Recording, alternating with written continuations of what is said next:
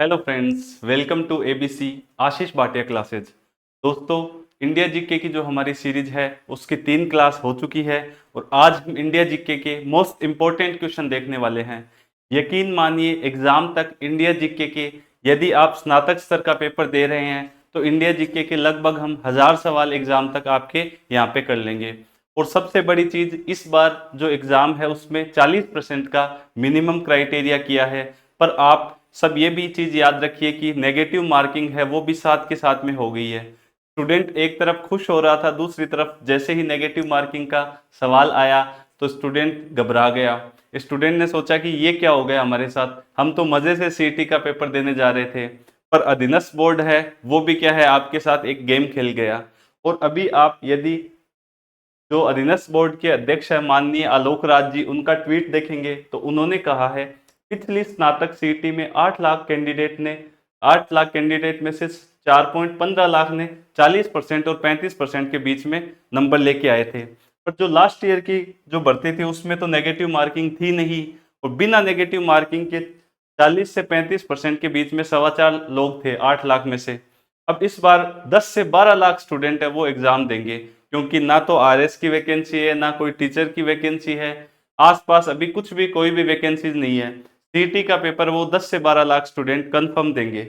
और इन 10 से 12 लाख में नेगेटिव मार्किंग होने के बाद इनको स्टूडेंट चाहिए 2.5 से 3 लाख। अब आप खुद एवेल्युएट कर लीजिए कि आप कहाँ पे खड़े हैं। इंडिया जीके के जो सवाल है उनको आप नज़रअंदाज मत कीजिए, क्योंकि इंडियन इकोनॉमी है 7 से 8 सवाल मिलेंगे। और इंडिया की आपकी हिस्ट्री है, ज्योग्राफी है, वहां से खूब सारे सवाल आपको 25 से 30 सवाल मिल जाएंगे।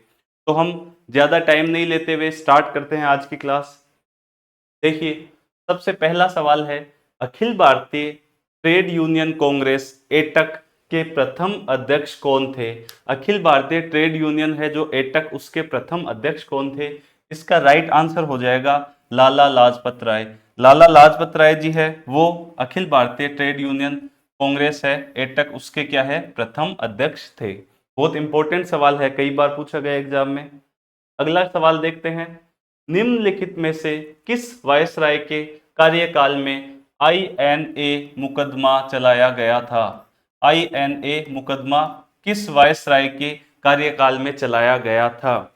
इसका जो राइट आंसर है वो हो जाएगा वेवेल। वेवेल के टाइम पे क्या है, आईएनए पे मुकदमा चला था। अब सबसे इंपॉर्टेंट सवाल, आईएनए का मतलब क्या होता है। तो आईएनए का जो मतलब है वो है जो इंडियन नेशनल आर्मी है, ये आईएनए की फुल फॉर्म है। जब भारतीय स्वतंत्रता संग्राम की जो लड़ाई चल रही थी, तो आप सब जानते हैं आजाद हिंद फौज एक सेना हुआ करती थी। सुभाष चंद्र जी बोस है उसका नेतृत्व करते थे। सिंगापुर और जापान में जो हमारे भारतीय सैनिक थे या ब्रिटिश सैनिकों से जो असंतुष्ट सैनिक थे, वो क्या है, उनको संगठित कर रहे थे सुभाष चंद्र बोस जी। और वहां से उनकी ये प्लानिंग थी कि हम विदेश में, मतलब सिंगापुर और जापान के सहयोग से एक ऐसी सेना तैयार करेंगे और फिर भारत पे हम अटैक करेंगे। अब इस आईएनए की जो स्थापना है वो करी थी मोहन सिंह जी। ठीक है, मोहन सिंह। और एक जापानी मेजर है जिनका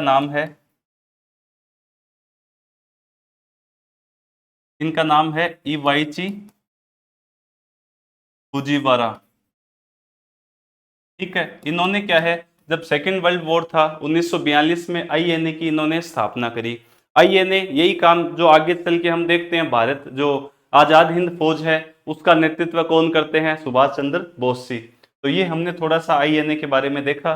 फिर आईएनए पे क्या है, भारत में मुकदमा चलाया गया था कि ये लोग है भारत के विरुद्ध षड्यंत्रकारी वो ताकते हैं। और जबकि ये लोग तो क्या है, हमारे स्वतंत्रता संग्राम के ही क्या थे, वो क्रांतिकारी थे। तो इसका जो राइट आंसर है वो हो जाएगा वेवेल। आईएनए का फुल फॉर्म बता दिया, इंडियन नेशनल आर्मी। अब आगे चलते हैं, तीसरा सवाल, निम्नलिखित में से कांग्रेस के किस अधिवेशन की अध्यक्षता सुभाष चंद्र बोस ने की थी। बहुत इंपॉर्टेंट सवाल है, काफी बार जो एग्जाम्स है उनमें पूछा गया है। तो सुभाष चंद्र बोस ने कौन से कांग्रेस अधिवेशन की अध्यक्षता की थी। इसका राइट आंसर हो जाएगा हरिपुरा। हरिपुरा अधिवेशन 1938 में हुआ था। कई बार इसकी डेट वो सन भी पूछ लेते हैं कि कांग्रेस के जो अधिवेशन है, हरिपुरा अधिवेशन, उसकी अध्यक्षता सुभाष चंद्र बोस ने की। ये कब हुआ? तो 1938 में हरिपुरा अधिवेशन में सुभाष चंद्र बोस ने कांग्रेस के अधिवेशन की अध्यक्षता की थी। अगला सवाल, इंडिया वॉर ऑफ इंडिपेंडेंस किसकी रचना है? इंडिया वॉर ऑफ इंडिपेंडेंस किसकी रचना है? इसका राइट आंसर हो जाएगा वीडी सावरकर, विनायक दामोदर सावरकर। विनायक दामोदर सावरकर, वीडी सावरकर इसका राइट आंसर हो जाएगा। 1857 की जो क्रांति हुई थी उसके बारे में इन्होंने बताया था कि ये भारत का पहला स्वतंत्रता संग्राम है। भारत का पहला स्वतंत्रता संग्राम 1857 की क्रांति बनाया, और इस संदर्भ में ये पुस्तक लिखी जिसका नाम है इंडिया वॉर ऑफ इंडिपेंडेंस। किसकी रचना है? वीडी सावरकर की। अगला सवाल, संथाल विद्रोह का नेतृत्व किसने किया था? हमारे जो एग्जाम का सिलेबस है उसमें लगभग जो सवाल है वो या तो आपके किसान विद्रोह से, सामाजिक सुधार आंदोलन से, या फिर किसी पुस्तक जो क्रांतिकारी ने फेमस वो पुस्तक लिखी है, या किसी संगठन का जो स्थापना की है उससे रिलेटेड पूछे जाएंगे। तो संथाल विद्रोह का नेतृत्व किसने किया, ये हमारा अगला सवाल है। इसका जो राइट आंसर हो जाएगा वो हो जाएगा सिद्धू और कान्हू। ये कान्हू है, सिद्धू और कान्हू है, इन्होंने संथाल जो विद्रोह है उसका नेतृत्व किया था। और ये जो संथाल विद्रोह है ये भागलपुर और भागलपुर से लेके जो राजमहल की पहाड़ियां हैं, उन पहाड़ियों के जो बीच का पार्ट है वहां पे संथाल जनजाति रहती है। अब इन्होंने क्या कि 1855 में ये विद्रोह हुआ था। 1855 में ये विद्रोह हुआ था अंग्रेजों के खिलाफ। इन्होंने मतलब एक तरह से विद्रोह किया कि भाई अंग्रेज है, उनके शासन से हम परेशान है। सिद्धू और कान्हू है, इन्होंने नेतृत्व किया था। और भागलपुर से लेके और राजमहल की जो पहाड़ियां हैं उनके बीच का क्षेत्र है वहां पे संथाल जनजाति है वो पाई जाती है। अगला देखते हैं हम सवाल, ये ज्योग्राफी का सवाल है। निम्नलिखित में से असंगत है, हमें असंगत की पहचान करनी है। चार यहाँ पे प्रमुख दर्रे दे रखे हैं और इनकी अवस्थिति पूछी है। ये भी इंपॉर्टेंट सवाल है। देखिए सबसे पहले है जोजिला दर्रा। जोजिला दर्रा श्रीनगर से लेह के बीच में, बनिहाल जम्मू से श्रीनगर के बीच में, शिपकिला शिमला और तिब्बत के बीच में, और तुजू, तुजू कहाँ पे बताया है? त्रिपुरा और म्यांमार में। तो हमें असंगत की पहचान इसमें करनी है। एक बार हम थोड़ा सा भारतीय जो नक्शा है इंडियन मैप उसके अकॉर्डिंग इसको देख लेते हैं। देखिए हमारे जो सवाल में सबसे पहला था जोजिला दर्रा, ये जोजिला दर्रा है। देखिए यहाँ पे आप लोकेशन देखेंगे, ये जो अपर हिमालय है उसमें यहाँ पे देखिए, अब जो जम्मू कश्मीर है उसके दो पार्ट हो गए, एक जम्मू कश्मीर और एक लद्दाख, दो केंद्र शासित प्रदेश बन चुके हैं। ठीक है, तो यहाँ पे देखिए आप, ये जो है ये एरिया है जोजिला पास, यहाँ पे जोजिला पास है। ठीक है, तो इसमें देखिए स्टेटमेंट में लिखा हुआ है जोजिला दर्रा श्रीनगर और लेह के बीच में। तो ये देखिए यहाँ पे मैंने बताया दो पार्ट अब हो चुके हैं, तो ये यहाँ पे श्रीनगर और इधर लेह को बीच में जोड़ता है, तो ये सही है। उसके बाद है बनिहाल। तो बनिहाल देखिए यहाँ पे है। ठीक है, बनिहाल दर्रा कहाँ पे है? यहाँ पे। और इसमें सवाल में देखिए बनिहाल दर्रा जम्मू और श्रीनगर को जोड़ता है, ये भी राइट आंसर है। फिर है शिपकिला। शिपकिला देखिए ये हो गए आपके बनिहाल दर्रा जो जम्मू और श्रीनगर को। फिर है शिपकिला, शिपकिला दर्रा है यहाँ पे, और ये है तिब्बत का पार्ट। ठीक है, ये शिपकिला दर्रा है यहाँ पे। तो ये किसको जोड़ता है? तो देखिए जो शिमला है उत्तराखंड में, उत्तराखंड में क्या है? शिमला। यहाँ पे उत्तराखंड स्टेट है ये। ठीक है, ये रहा, और यहाँ पे शिपकिला है, तो ये इनको जोड़ता है। उसके बाद अगला है तुजू। तुजू देखिए ये है हमारा कौन सा राज्य? मणिपुर। ठीक है, तो यहाँ पे तुजू पास है, तुजू दर्रा, और ये है म्यांमार। तो जो मणिपुर की राजधानी है इम्फाल, इम्फाल और म्यांमार के बीच में क्या है? तुजू दर्रा। और सवाल में क्या है? त्रिपुरा और म्यांमार। त्रिपुरा एक अलग राज्य है, तो ये क्या हो जाएगा? असंगत। तो हमारा चौथा राइट आंसर हो जाएगा। तुजू दर्रा किसके बीच में है? जो इम्फाल है, मणिपुर की राजधानी इम्फाल, और म्यांमार के बीच में तुजू दर्रा है। ठीक है, नेक्स्ट क्वेश्चन पे चलते हैं हम। ब्रह्मपुत्र नदी को तिब्बत में किस स्थानीय नाम से जाना जाता है? ब्रह्मपुत्र जो रिवर है इसके बहुत सारे नाम है और इन पे कई सवाल पूछे गए हैं। ठीक है, इसको तिब्बत में किस स्थानीय नाम से जाना जाता है? तो इसमें देखिए, इसका जो राइट आंसर होगा वो होगा सांगपो। ब्रह्मपुत्र को तिब्बत में क्या बोला जाता है? सांगपो। सांगपो का अर्थ होता है शुद्ध। ठीक है, मतलब शुद्ध करने वाला।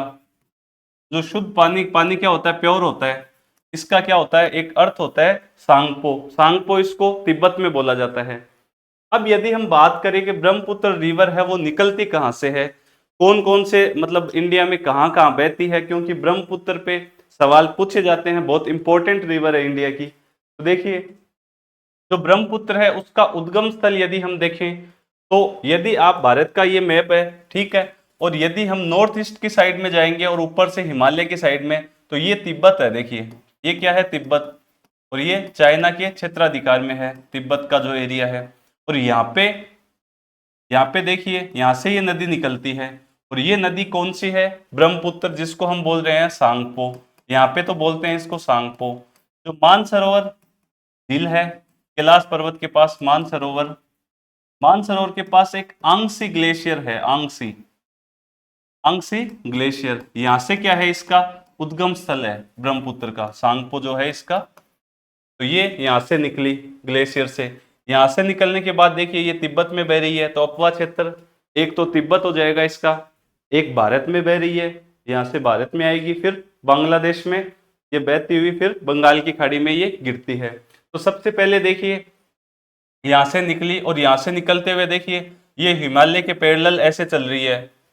ठीक है, और यहां से चलती हुई तिब्बत, पूरा तिब्बत इसको कवर कर रही है। फिर यहाँ पे आने के बाद देखिए ये है अरुणाचल प्रदेश, ये है भारत का राज्य अरुणाचल प्रदेश। तो यहाँ पे ये एक गोर्ज बनाती है, यहाँ से ये मुड़ती है, यहाँ से ये मुड़ी ये रिवर, और यहाँ से मुड़ने के बाद ये क्या है कि यहाँ पे आई। ठीक है, अब यहाँ पे आने के बाद दो नदियां इससे मिलती है, एक है लोहित और एक है दिबांग। ये देखिए लोहित रिवर आ रही है इधर से और एक दिबांग नदी आती है, जो पासीघाट के पास ये जगह है। ठीक है, पासीघाट है अरुणाचल प्रदेश के पास, यहाँ पे है। अब अरुणाचल से यहाँ से गोर्ज बनाया इसने, और उसके बाद देखिए ये ब्रह्मपुत्र आई, और ब्रह्मपुत्र आने के बाद यदि आप यहाँ पे देखेंगे, देख मैप में, तो ये बांग्लादेश का एरिया है पूरा। तो यहाँ पे आने के बाद ये असम में बहती है। ठीक है, पूरा असम कवर कर लिया। फिर यहाँ पे आने के बाद ये देखिए ये बांग्लादेश है। तो ये बांग्लादेश में यहाँ प्रवेश करती है, जिसका नाम है गोलपारा। गोलपारा एक जगह है जहाँ पे बांग्लादेश में क्या ब्रह्मपुत्र प्रवेश करती है। और यहाँ ये सांगपो है, यहाँ से ये सांगपो रिवर चलती हुई यहाँ पे जब लोहित और दिबांग नदी मिलती है इससे, तब इसका नाम क्या है? ब्रह्मपुत्र पड़ता है। फिर ये असम में बहती है ब्रह्मपुत्र के नाम से। गोलपारा जो बांग्लादेश है वहां पे प्रवेश करती है। गोलपारा में प्रवेश करने के बाद इसका जो स्थानीय नाम है बांग्लादेश में वो पड़ जाता है जमुना। तो ये भी एक इंपॉर्टेंट क्वेश्चन है कि ब्रह्मपुत्र को जो बांग्लादेश में क्या स्थानीय नाम है, तो यहाँ जमुना है। फिर गंगा की एक नदी आती है, ये एक बराक नदी आती है। फिर ये सारी नदियां मिलके ये क्या है? बे ऑफ बंगाल है, बंगाल की खाड़ी में ये गिरती है। तो ये हमने ब्रह्मपुत्र के बारे में देखा। सांगपो नाम है, आंगसी ग्लेशियर है, मानसरोवर झील के पास, वहां से ये नदी बहती है। तो देखिए इसका राइट आंसर हो जाएगा सांगपो। और दिहांग यहाँ पे देखिए, यदि मैप में अरुणाचल प्रदेश में इसको बोला जाता है दिहांग। जब ये यहाँ गिरती है गॉर्ज बना के, तो इसको यहाँ पे बोलते हैं दिहांग। तो 4-5 क्वेश्चन है ब्रह्मपुत्र से रिलेटेड मैंने आपको बता दिए।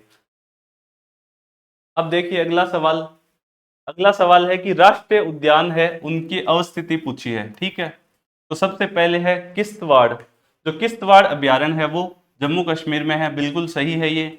उसके बाद है संजय गांधी।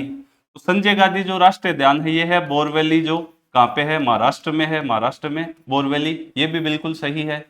उसके बाद है नागरहोल। नागरहोल जो राष्ट्रीय उद्यान है वो भी कहाँ पे है? कर्नाटक में, ये भी बिल्कुल सही है। हमें क्या पूछा है? असंगत कौन सा है। उसके बाद है चौथा अभ्यारण्य सेंडल पीक। तो सेंडल पीक अभ्यारण्य है, इसमें बताया गया लक्षद्वीप, जबकि ये गलत है। तो असंगत हमें पूछा है। चौथा इसमें राइट आंसर हो जाएगा सेंडल पीक। कहाँ पे? आपके अंडमान निकोबार द्वीप समूह में है। तो सेंडल पीक है अंडमान में, लक्षद्वीप में नहीं है। सेंडल पीक कहाँ पे है? अंडमान में। अगला सवाल देखते हैं।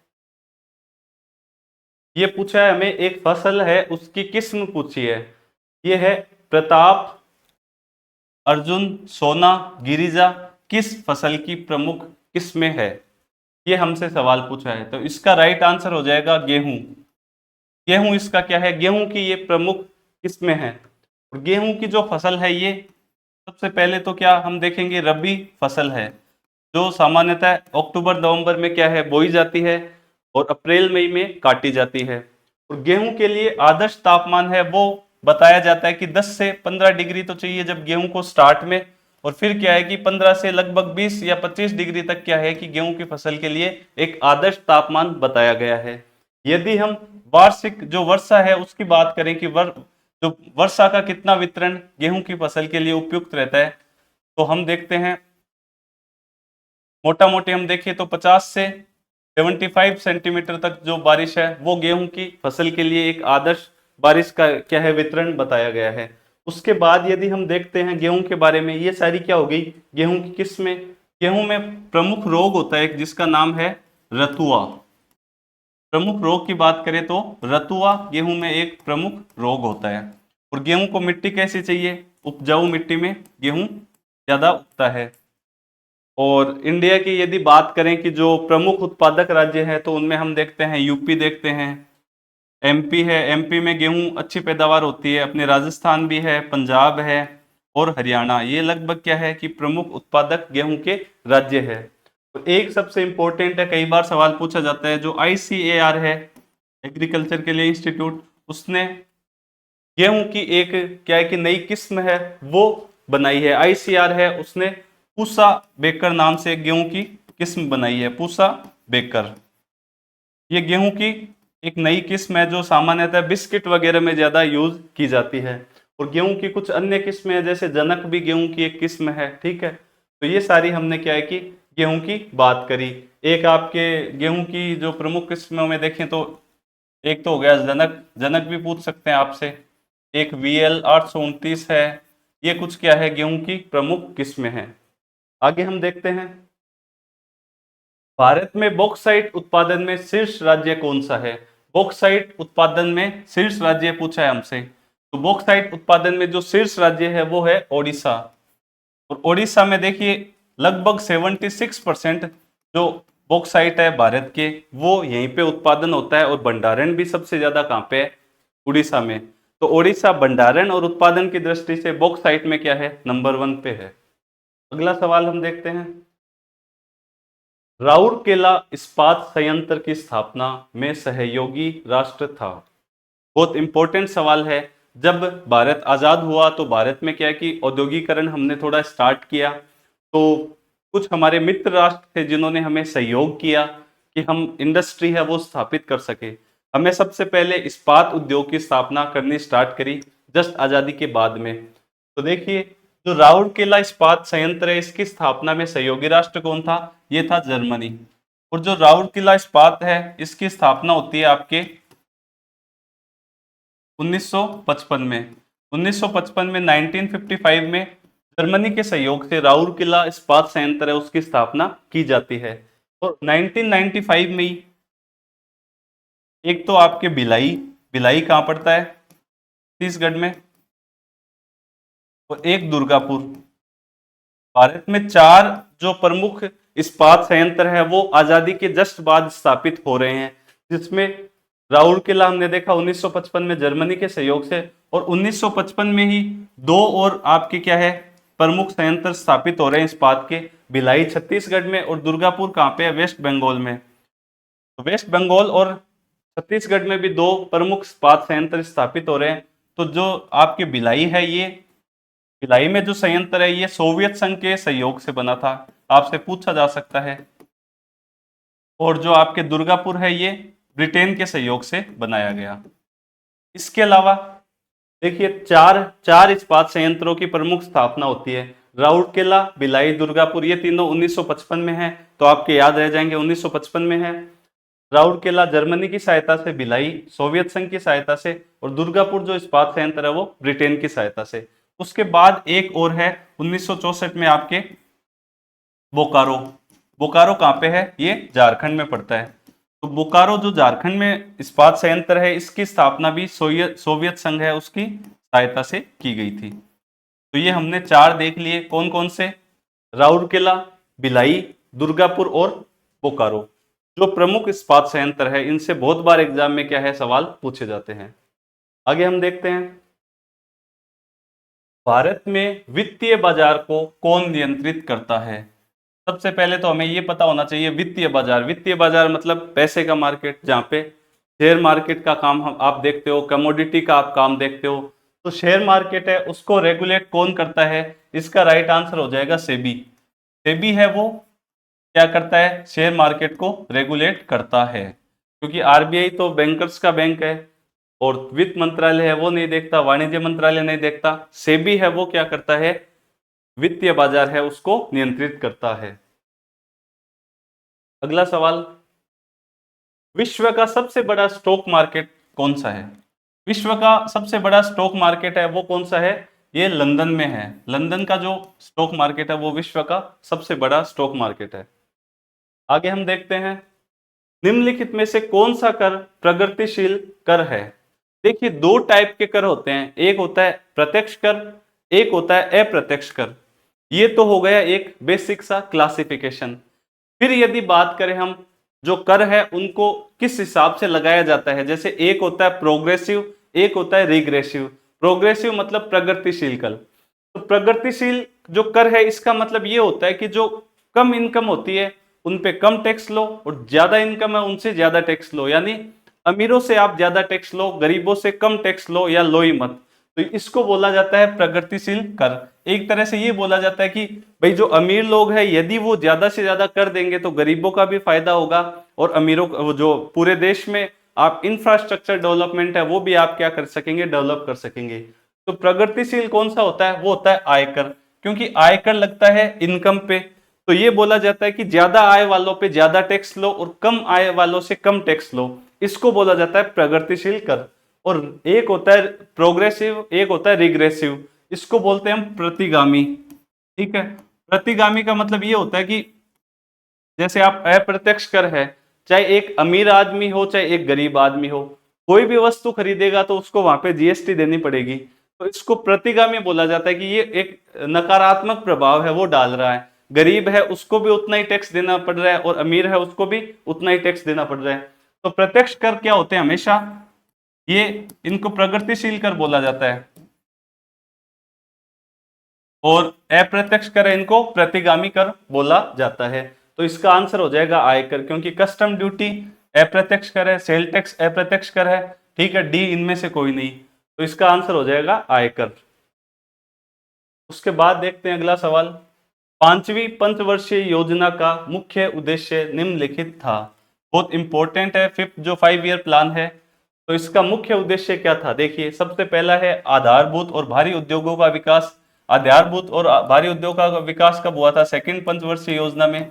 ठीक है, जो कब से कब तक थी? 1955 से। उसके बाद दूसरा है आत्मनिर्भर और स्वपूर्ति अर्थव्यवस्था, ये थर्ड में थी। निर्धनता निवारण और रोजगार सृजन, ये क्या हो जाएगा इसका राइट आंसर?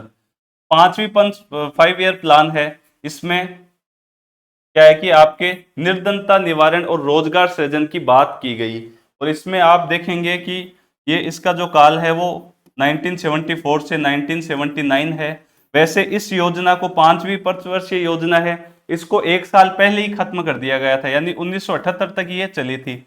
1978 से फिर ये क्या, अगली पंचवर्षीय योजना के लिए एक रोलिंग प्लान लाया गया था, जिसको अनवरत प्लान बोला जाता है। 1979 में, सॉरी 1978 में एक रोलिंग प्लान आया था। 1 साल पहले ही जनता पार्टी की सरकार है, उन्होंने इसको क्या किया, खत्म कर दिया था। अब देखिए, ये जो पीरियड है इसमें 2-3 इंपॉर्टेंट चीजें हम देखते हैं। एक तो 2 अक्टूबर 1975 को क्या है कि आरआरबी की स्थापना होती है। जो क्षेत्रीय ग्रामीण बैंक है उसकी स्थापना इस पंचवर्षीय योजना काल में हुई थी। 2 अक्टूबर 1975 को क्षेत्रीय ग्रामीण बैंकों की क्या है, स्थापना हो रही है। दूसरा, 1977 और 78 के बीच में एक आपने दो इंपॉर्टेंट जो कार्यक्रम है उनका नाम सुना होगा, काम के बदले अनाज, काम के बदले अनाज कार्यक्रम। जैसे आज हम जो मनरेगा देखते हैं, इसका जो बेसिक थीम थी वो यहीं से स्टार्ट हुई थी मनरेगा की। और एक आप अंत्योदय योजना देखते हो, ठीक है। तो 1977-78 में दो महत्वपूर्ण कार्यक्रम है, काम के बदले अनाज और एक अंत्योदय कार्यक्रम। ये भी क्या है, इस योजना काल में लागू हुए थे। तो इसका 5वीं पंचवर्षीय योजना का मुख्य उद्देश्य क्या था, निर्धनता निवारण और रोजगार सृजन। अगला हम सवाल देखते हैं, जीएसटी पहचान नंबर के संबंध में क्या सही नहीं है। ये लास्ट ईयर सीटी में सवाल पूछा गया था, फिर भी मैंने वापस इसको रखा है, ठीक है, क्योंकि ये आपको बताने के लिए कि जीएसटी से रिलेटेड भी ऐसे सवाल पूछे जाते हैं और आगे वाली जो टेस्ट होंगे हमारे उसमें हम और अच्छे अच्छे सवाल आपके लिए लेके आएंगे। तो देखिए, सबसे पहला है जीएसटी नंबर के बारे में, यह एक 15 अंक और अक्षरों का कोड है, यानी अंक भी है और अक्षर भी है। उसके बाद है, इसमें प्रथम 2 अंक राज्य का कोड होते हैं। इसमें व्यक्ति या व्यवसाय के पैन कार्ड नंबर समाहित होते हैं। यह एक 16 अंक और अक्षरों का कोड है। अब आप इस क्वेश्चन से अंदाजा लगाइए कि सीईटी में इस तरह से क्वेश्चन भी पूछे जा सकते हैं। तो इसका जो राइट आंसर है वो क्या होगा, हमें क्या पूछा है, जीएसटी पहचान नंबर के संबंध में क्या सही नहीं है, सही नहीं है पूछा है। तो ये इसका राइट आंसर हो जाएगा फोर्थ, कि यह 16 अंक और अक्षरों का कोड है, 16 का नहीं है, ये 15 अंक और अक्षरों का कोड है। एक तो ये बात हो गई। तो ये ऐसे सवाल ऐसे होते हैं कि यदि आपको इतना सा भी पता है ना कि सिर्फ 15 अंकों का कोड होता है, तो आपका ये सवाल सही हो सकता है, क्योंकि चौथा जो ऑप्शन है वही गलत है, 16 अंक वाला। बाकी आपको इस तामझाम में फंसने की जरूरत होती नहीं है, सिर्फ आपको याद रखना है थोड़ा सा बेसिक कि ये 15 अंकों का कोड है। अब देखिए, इसका एक फॉर्मेट देखते हैं हम। तो ये फॉर्मेट है, इसमें 2 स्टार्ट के अंक होते हैं, वो क्या होते हैं, राज्य के कोड होते हैं, स्टेट के। फिर ये जो बीच का जो पोर्शन है, इसमें जो आपकी फर्म है या व्यक्ति, कोई व्यक्ति है, उसका क्या है, पैन कार्ड नंबर है, इसमें पैन नंबर है। फिर ये एक कोड होता है जिसको एंटाइटी कोड बोलते हैं, ठीक है। तो ऐसे करके ये टोटल कितने हैं, 15 अंकों का कोड है। आपको यदि इतना भी याद रहता ना कि 15 अंकों का कोड है, तो ये चौथा आपके राइट आंसर इसमें हो सकता था, ठीक है। तो उम्मीद करता हूं आपको जो 15 सवाल है वो अच्छे लगे होंगे, और इन 15 सवालों में हमने 25 से 30 क्वेश्चन कर लिए इंडिया जीके के, क्योंकि ऑप्शन में भी मैं आपको कुछ ना कुछ एडिशनल जानकारियां हैं वो देता रहता हूं। तो आई होप आपको अच्छा लगा होगा, और यदि आपको अच्छा लगा है तो ज़्यादा से ज़्यादा इस क्लास को शेयर कीजिए, हमारे चैनल को सब्सक्राइब कीजिए और लाइक कीजिए। Thank you.